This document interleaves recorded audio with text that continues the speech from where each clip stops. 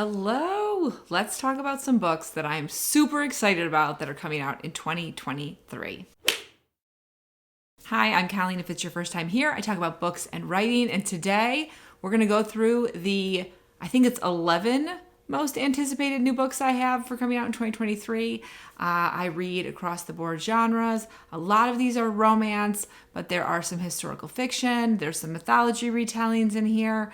There's even a nonfiction, which is crazy unlikely for me, but let's get into it. Because none of these books are out, I do have my handy dandy computer because some of them have great blurbs that you can read and get a good gist of, but some of them just give you like a little tiny bit. We're going to start with Homecoming by Kate Morton, and that's coming out in April.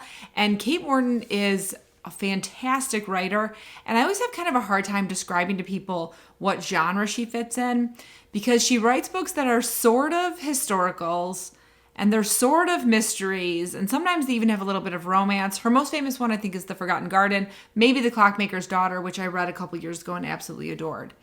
This is her new one. We have two timelines, which is very normal for a Kate Morton book. The first one is 1959, and you're in South Australia, and there's a really bad tragedy that takes place on Christmas Eve.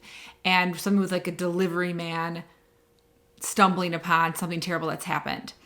And that tragedy never gets like a good, satisfying conclusion. And then you jump to what I think is present day because the blurb doesn't give a specific date. And you have a reporter named Jess, and she gets called from where she lives in London back to Australia because her grandmother isn't doing well and has a bad fall. While Jess is back there in her grandma's house, she stumbles upon sort of like a box about this tragedy and how her family is connected to it. I can't wait to read it. I love Kate Morton. I think she pretty much never disappoints. I do think her books are a little bit hard to get into. Like, I have The Distant Hours and I've just been putting it off. I am going to read it in the first half of this year, but they're very thick and I feel like it takes you a little while to get like your bearings in the story, but once you do, they're fantastic. The next book, which if all goes to plan and this comes out on Wednesday, January 17th, is coming out today. And that's The Song of Lorelei by Desiree Nicolai. I am filming this obviously a few days before, so it's not out yet. I don't have it yet, but this is the second book in a duology. The first one was called To the Deep. These are romance/horror novels. And I'm going to talk a little bit about what The Song of Lorelei is about. So if you haven't read Called to the Deep and you want to jump ahead, do so. So The Song of Lorelei picks up where Called to the Deep left off, which is Killian and Lorelei have found each other and they're in love. And they are also made this deal with the merfolk that they could study one of them to figure out why mermaids are suddenly craving human flesh. And they sort of need to do this because Lorelei is in love with Killian and she really has this like insatiable craving to eat humans, which is really bad. And especially since she's lived among humans her entire life, she feels very guilty about. But as this wild mermaid starts to become ill in her tank and she's starting to like languish away, Lorelei starts to wonder whether or not figuring this out for herself is worth it. Is this price going to be worth it? I can't wait to read this book. I'm really excited. I want a hard copy of this book, so I have to wait for it to get delivered to my house. And I can't just open my Kindle in the morning, but it'll get here and I'll read it immediately. Next up, I have The London Seance Society by Sarah Penner. It comes out March 21st. And Sarah Penner wrote The Lost Apothecary, which I really enjoyed. I know it had mixed reviews, but I really liked it. And this seems like it has a lot of the stuff that I liked in The Lost Apothecary. So in this one, it's 1873, and Lena Wicks comes to Paris after her sister has died. When there, she meets Vaudeline, I think is how you say her name, Dallaire, who's a renowned spiritualist and hosts seances for family members of people who either were murdered or died suspiciously. Vaudeline, whatever her name is, she gets called to London for this high-profile case, and Lena decides to go with her. Once they get there, they run into the men of the Seance Society who don't believe, I think, that women should do this kind of work. So in that vein, I feel like it's going to have similar vibes to The Lost Apothecary with like historical feminism and women taking different jobs to sort of like help women rather than men. And because of that, I'm really looking forward to it. And also, I thought it might be kind of fun to tell you guys about my first and last seance. You can, again, jump ahead if you're just here for the books. But if you've noticed some of my other videos, I really like tarot cards and stuff like that and spooky business. But I do not with seances. When I was 12, we lived in a really old house for America. We lived in a house that was built in like the 1890s. And one of my very good friends had a mom who was extremely superstitious, and she used to tell us the stories of like these seances she had where like the table had flipped over and the window had shattered. And I'm 12 at the time, so I 100% believe her. She's an adult. And I might have even been 11. I was pretty young when this happened. And so my friends and I decided we're going to have a seance in my really old house. And it's 2 p.m. It's light out, but my parents aren't home. And we are watching my younger sister who is napping. And we turn off all the lights, obviously, and close the blinds. And this house was really like creaky. And all of a sudden, we're about to start. And I honestly think we were going to try to contact Kurt Cobain because it was right around when he died. And we were obviously middle schoolers. And we hear like a door slam. And I freak out, abandon my baby sister, and run out the house to where I run into my mother, who is in the car waiting because she had dropped my sister off to just run in the house real quick to grab something. And I never had another seance again. But I don't mind reading about them. Next, we have Grimm and Barrett by Juliet Cross. This comes out in May 9th. And this is the last book in the Stay a Spell series about the Savoy sisters. I have really enjoyed this series. I'm sad it's coming to an end, but I'm very excited to read Clara and Henry's story because they've kind of been in the background of a lot of books and you sort of just see them. And I was really hoping their book was going to be book 5, but you got to save the most anticipated couple for last. So Henry and Clara have been friends for a while, and Clara is somewhat clairvoyant. Is that the right word? She can see the future. I think clairvoyant's the right word. And she doesn't know why Henry's not like making a move to be romantic with her. So she decides to invite him to her very naughty romance book club, and then he accepts, and their romance is going to go from there. Henry has a dark secret, which we see the end of in Always Practice Safe Hex, which is the 4th book in the series, that he has this power that a lot of people don't have. He is a Grimm, which is a kind of mysterious supernatural, and I know this book is going to take us on some twists and turns when Henry's father gets arrested, and it sort of opens up his terrible childhood. So I can't wait to read that. And I'll probably reread the entire series once I've read the last one because I think they're fantastic and a lot of fun. And if you like witchy, werewolfy, vampire romance, definitely check these out. All right, so my next book is my nonfiction book. Look at me. It is called How to Think Like a Woman, and it's by Reagan Penaluna, I think. And it's a nonfiction look at feminist philosophers of the 17th and 18th century, and then also a look at the author's personal experiences with sexism in academia and just like general life. Okay, so this wouldn't necessarily seem like something that this, fantasy romance thriller reader would be interested in, but I actually minored in philosophy in college, and I was really close to having a concentration in women's studies. I think I was like 1 class off, and I just like couldn't make it work with my schedule. But I super love female philosophers pre like 1900, and so I think I'll really like this book. I took an entire class called The Philosophy of Women, which was fantastic, and so I think I'm really going to enjoy this book, and it's going to be a nonfiction that I read. It comes out March 14th. Next, this one's just a hope and a dream. The Bride Bet by Tessa Dare. They've had to push back publication for this several times because she just hasn't been able to finish it due to the pandemic starting. I follow Tessa Dare on Twitter. She's a great follow if you are on Twitter. She talks a ton about romance, but also like about life. And I know her spouse is a healthcare worker, and that during the especially beginning of the pandemic, there was a lot of stress in their lives.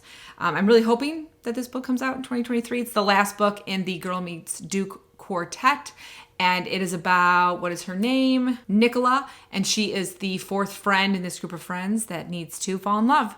And the 3rd book ends with this man showing up at a ball, and Nicola's like, oh my God, that's my fiance. And her friends are like, I'm sorry, you're engaged?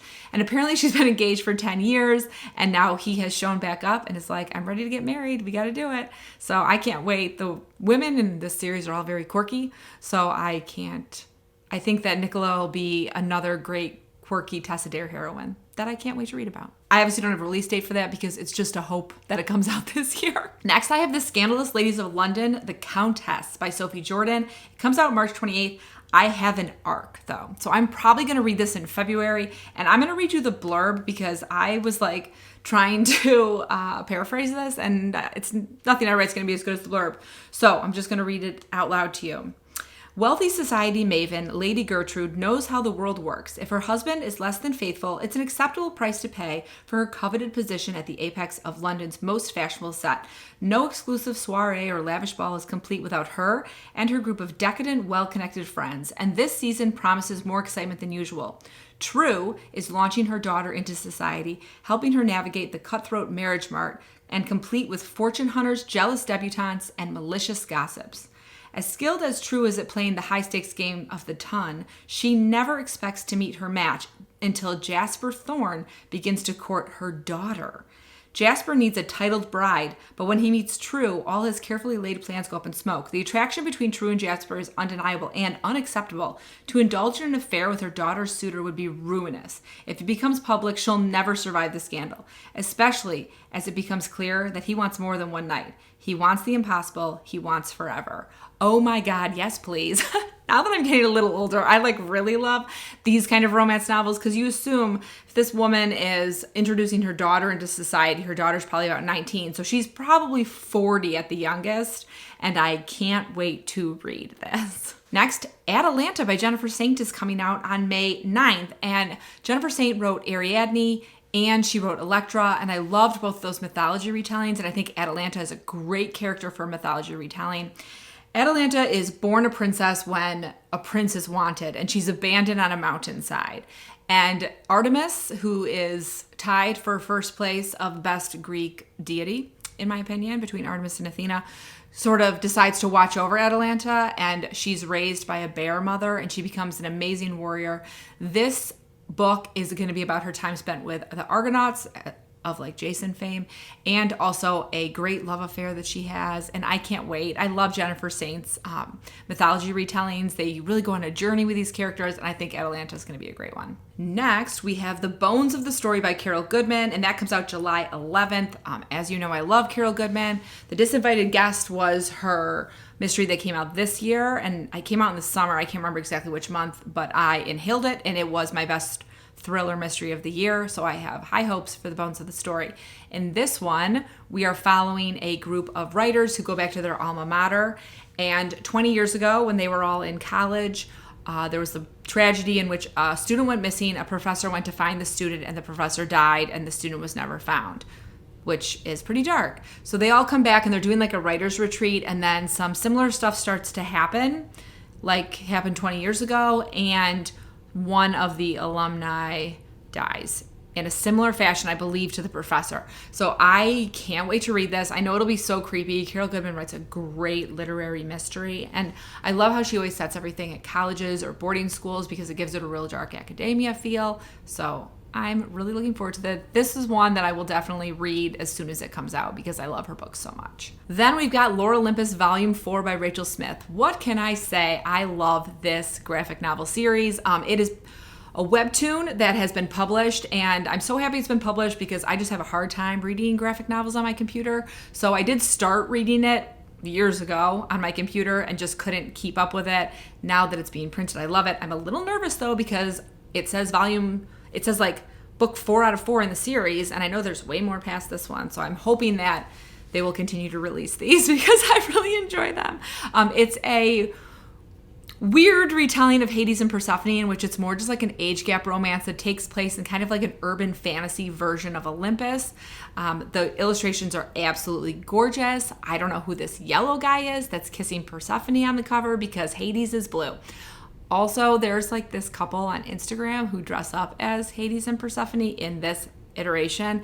And I don't know why I didn't think of it last Halloween, but I let my husband know that this is what we will be going as for Halloween this year. So get ready. He said he didn't know if he could do that much face paint. I said, you can suck it up. And lastly, I was supposed to film this video yesterday, but there was some horrible house stuff going on with an alarm that wouldn't stop going off for 45 minutes, and it was very loud, and my ears still hurt today.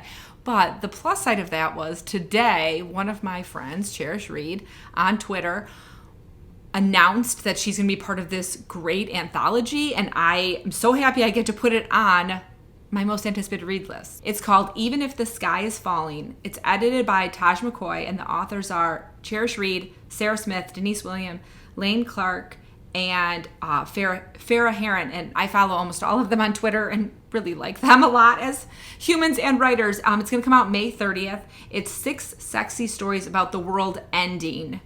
And it's written by fantastic, mostly contemporary romance novelists.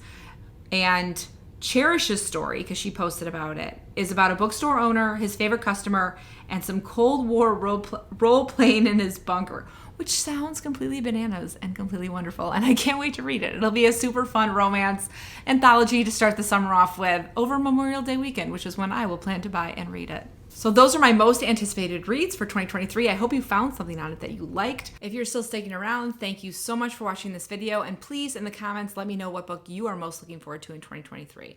As always, I hope you're in the middle of a good book, about to start reading a good book, or about to start writing a great book. See you soon.